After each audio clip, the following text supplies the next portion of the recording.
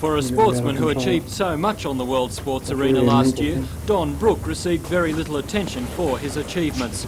He is currently placed in the top 5 small bore rifle shooters in the world and has been in the top 10% for the last 15 years. Last year he spent 5 months out of Australia competing and making it known that he's one Australian who can mix it with the best with a rifle. The highlight of the year for Don was in Munich, Germany, where he collected the gold medal in the World Cup.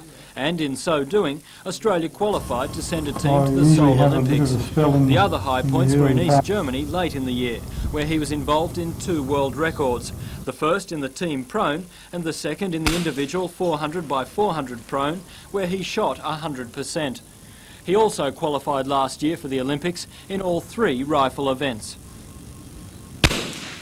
We won a ladies small bore world championships in 1982, a ladies team, which was a complete and absolute shock to us and to them, and even more to the international shooters. But when we turned around and won the men's event this year, they suddenly realised that Australians have arrived, and you know, I think we really felt good about it. And I think if you really want to sit down and think about the Australian shooters that are coming along, we've got talent in this country. How is it as an Australian going over?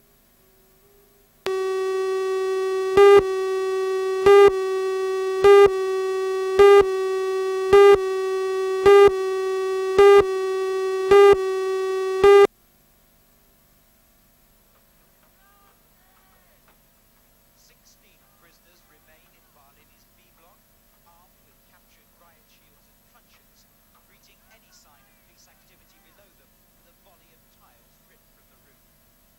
The subways snarl, the streets darkened by labor unrest. Workers were back in the streets of Paris today, the 3rd week of nationwide strikes and demonstrations that have France on the edge of chaos, and the unions in open revolt. In France today, the railroads are paralyzed, the subways snarl.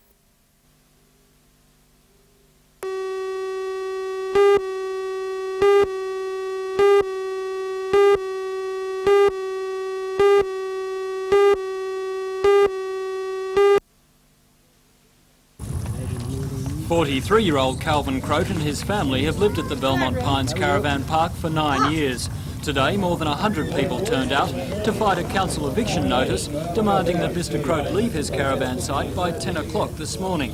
The situation began nearly 3 weeks ago, when his wife Janet and daughter Jackie had a minor domestic dispute at 9 o'clock on a Saturday night. The caravan park manager, John McDonald, intervened and demanded that the family leave the park by 9 o'clock the next morning. Mr Croat refused, and since then the other residents have banded together to support him. They say the domestic dispute did not disturb anyone and was certainly not sufficient reason to kick him out. Mr Croat claims that he's been unfairly treated and that the domestic argument is not the real reason that the council wants him out of the park. There's 24 permanents left. Council want to get down to 10, and we've all got to shift to different sites because of the new licensing laws, and it's got to be done at council at cost. So look at the expense. If they get rid of us like this, it's not going to cost them anything, is it? This morning, Mr Croat's 10 o'clock deadline came and went without anyone turning up to evict him. Park manager John McDonald and Lake Macquarie Town clerk John Rankin were meeting on the issue at that time. The council did not want to comment other than to say the matter is with its legal advisors. The Croats are being supported by the United Caravanners and Campers Association, which says the family's predicament is similar to many others around the state. They say the Croats have been singled out as part of cutbacks in the number of permanent residents in the park. And this would seem to be in keeping with the general trend we see throughout the state now, where park owners and councils are coming down and finding whatever excuse they can to evict people.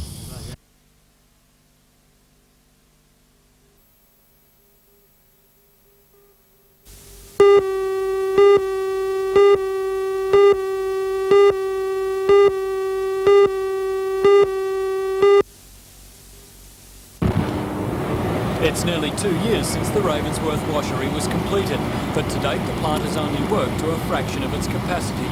Today, Energy Minister Peter Cox visited the controversial washery for the first time.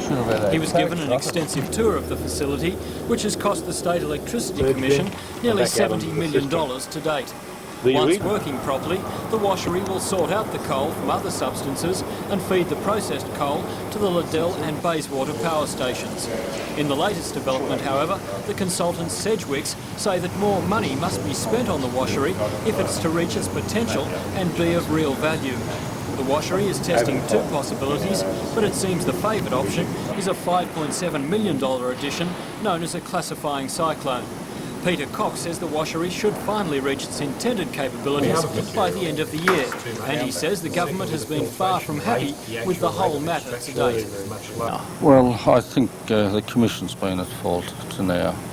And so the blame should go their way? The blame should go their way, and I've already indicated to them that they have to accept that responsibility. The member for the Upper Hunter, Colin Fisher, has long been critical of the Ravensworth washery and says Peter Cox's visit is overdue. He says a public inquiry should be held into the management of Elcom and that Mr Cox's position as Energy Minister should be reviewed. I'm surprised that it's taken Mr Cox so long to come up and have a look at a facility which costs us taxpayers of New South Wales $65 million, and this is the first time in almost 2 years that he's bothered to come and have a look at it. Up to date, he's accepted the advice of the Electricity Commission that it was perhaps only a teething problem, but now he's finding $7 million worth of part left off the washery, and that's going to cost the taxpayers and the electricity consumers a good deal of money to correct.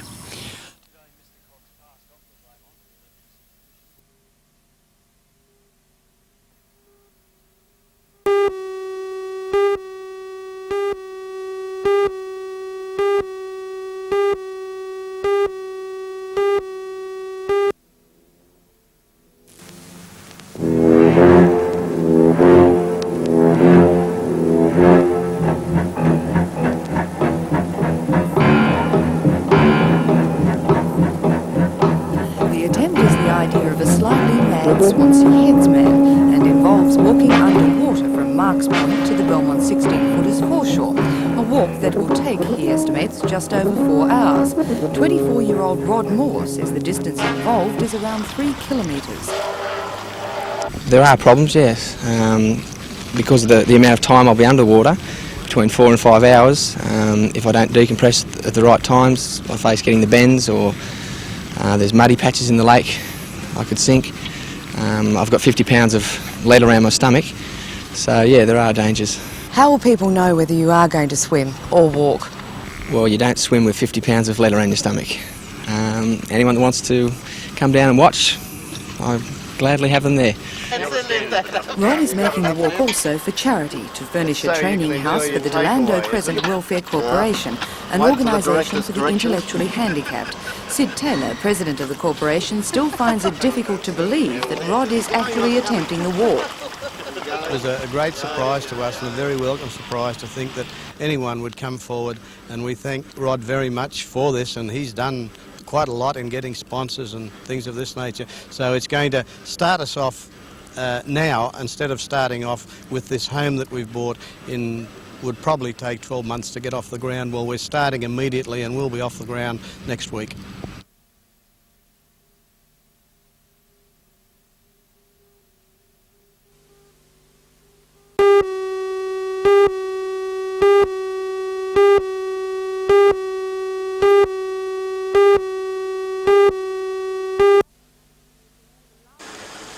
The last call Mr Wills made on Monday night was to a house in Burleigh Street, Tenambit. When he got there, the residents denied calling a taxi, but shortly afterward the taxi driver was seen talking to a young man on the street. Maitland detectives are now anxious to speak to that man, or anyone who may have witnessed the conversation. Mr Wills's body was found mid-yesterday morning in grassland at Wallawong. His blood-stained taxi had been discovered earlier, abandoned 8 kilometres away in Robert Street, Tenambit. Police discovered this knife near the body, and according to police, its size is consistent with a single stab wound inflicted on Mr Wills's left side. The knife has a carved wooden handle, a 25-centimetre blade, and was manufactured in Taiwan.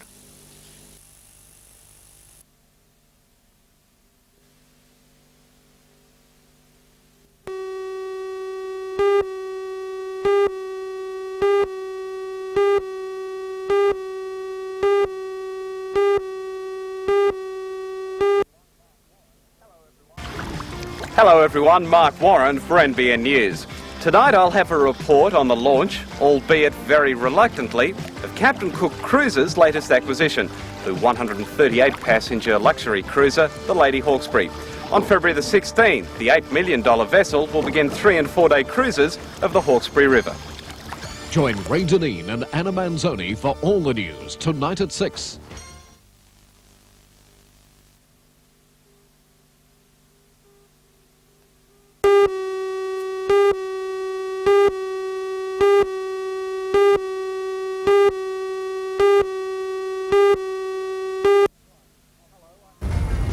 Hello, I'm Matthew Clark. After more than a year of relative calm, strike action by the state's railway workers is now a strong possibility.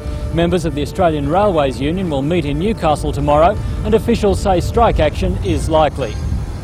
Join Ray Deneen and Anna Manzoni for all the news tonight at 6.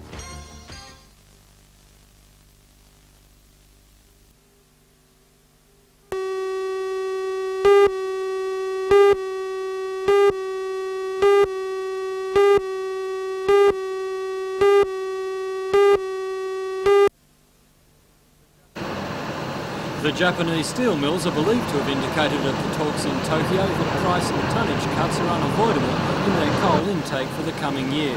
The steelmakers' drop in demand for coal is in line with the continuing downturn in steel production and the worsening financial difficulties in Japan. The Japanese steel industry has reported massive financial losses this year of well over $1 billion. According to the New South Wales Coal Association's principal economist, Warren Bennett, there is a world oversupply of coking coal for markets which remain static. He says the New South Wales coal industry is facing severe difficulties. The Japanese mills are believed to be seeking a price cut of around $7 a tonne in the current round of talks. BHP Colliery's marketing manager Keith Laverick says the Japanese stance comes as no surprise. They have been warning for some time that this problem was coming about. It is in fact that there have been price reductions and tonnage reductions over the past 3 years, and this is a continuation of a most unfortunate situation. Mr Laverick says the latest from Japan is further bad news for an industry in New South Wales that is already in trouble. Particularly at this moment in time, the Japanese steel industry is in a lot of difficulties. It's losing a lot of markets, it's losing money, and it's turning to its suppliers to reduce their supply and to reduce their prices. So it puts an industry that was already in difficulties in even greater difficulties.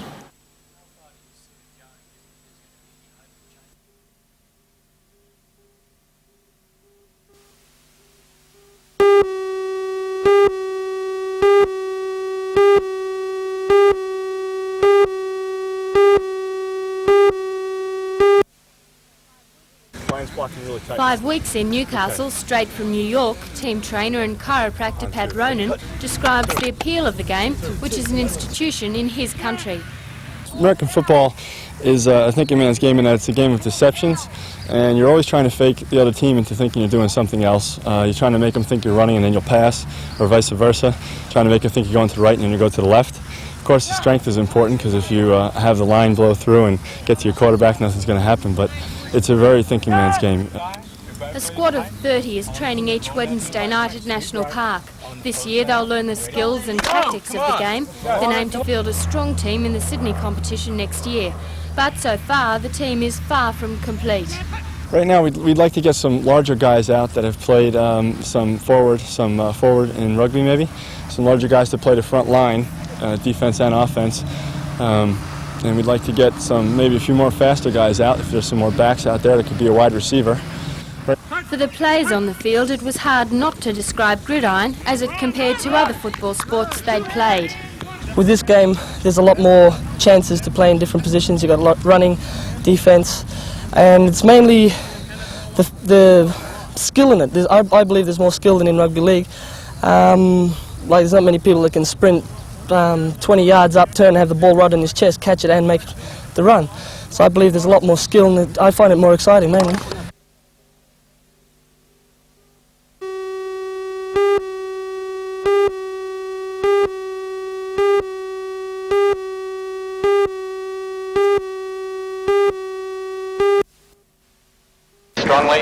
Pentagon is a new type of surfing event that has got the imagination of all concerned.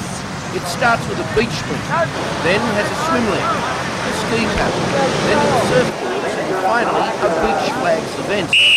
Events are just 60 seconds between them, and that's why the Ironmen come into their own. It's both a test of skill and of fitness. The carnival will also feature the usual boat, swimming and craft events, and will also put on show the Australian baton twirling team, skydivers, fashion parades, a sailboard scramble, and music from a jazz band. Of course, the ladies won't be left out, as stars Lisa Hardy and Jodie Larson will also be competing.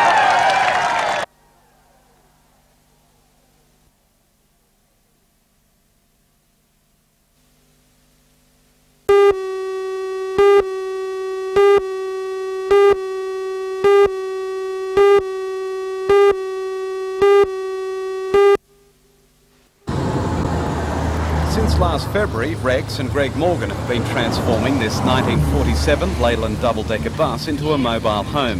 With their girlfriends, Christine and Karen, they plan to average 10 hours driving a day, reaching Fremantle in time for the finals of the America's Cup. The rebuilt 11.5-litre engine powers the old double-decker along at a top speed of 80 kilometres an hour. Today, friends and relatives wish the travellers well as they prepare to set off on their odyssey. First stop will be Denman, then Broken Hill, Port Augusta, across the sprawling Nullarbor, and then on to Fremantle, hopefully in just on a week. At Maitland today, the Rail Motor Society rolled out two of its treasures. The CPH-type rail motors, or tin hairs as they're known, were running between Maitland, Dungog and Patterson. On board were society members and their families taking advantage of a nostalgic journey through one of the most picturesque parts of the valley. The rail motors have been restored by the Society, which was formed in October 1984. And while the tin hairs may not be as fast or as impressive as their big brother, the XPT, for many people, they're still the only way to travel. Meantime, another group who regard their mode of transport as exclusive were out and about today.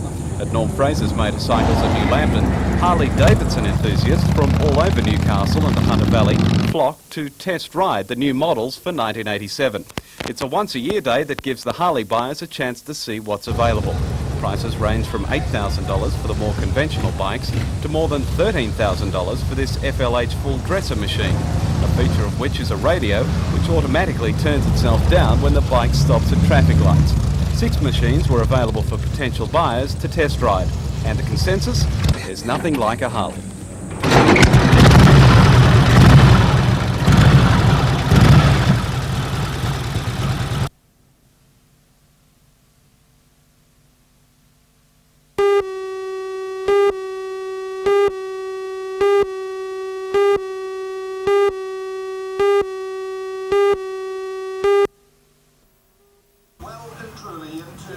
While there was much local interest, none was greater than at the Merry, the home of Peter's sister Margaret and her husband Steve Knight and the kids Sandy and Nicky.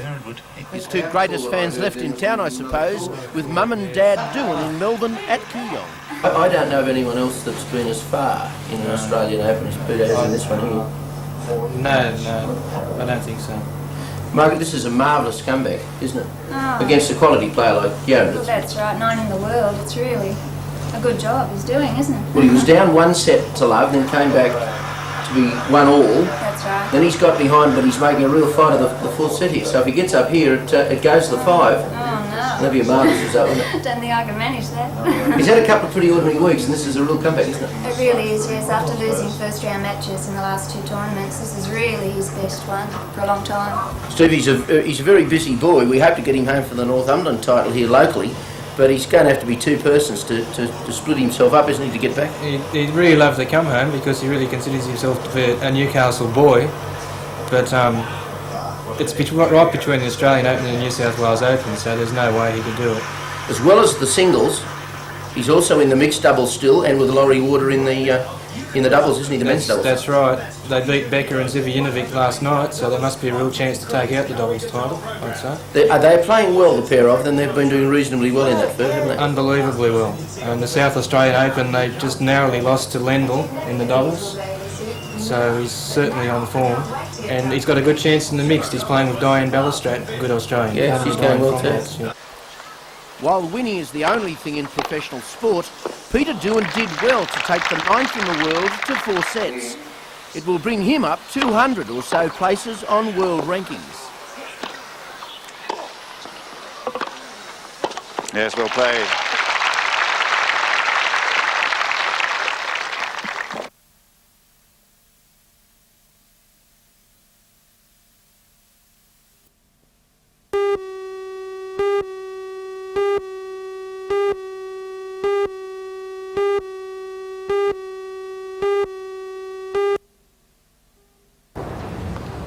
Today, a ceremony will take place at the site of the Regional Museum to officially commence construction.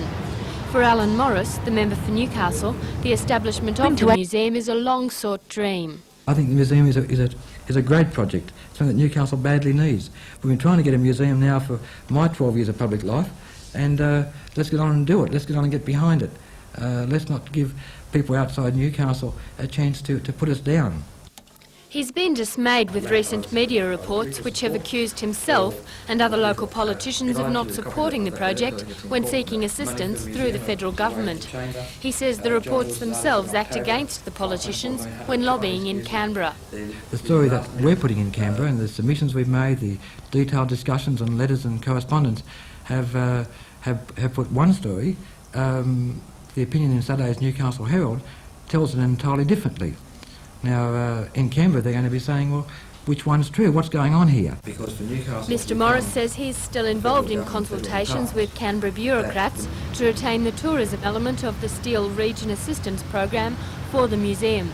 He expects to know if these talks have been successful within weeks and if the more than $2 million in federal funding in question will be devoted to the museum. I don't know if the ABC ran the comment on Boxing Day, but I certainly...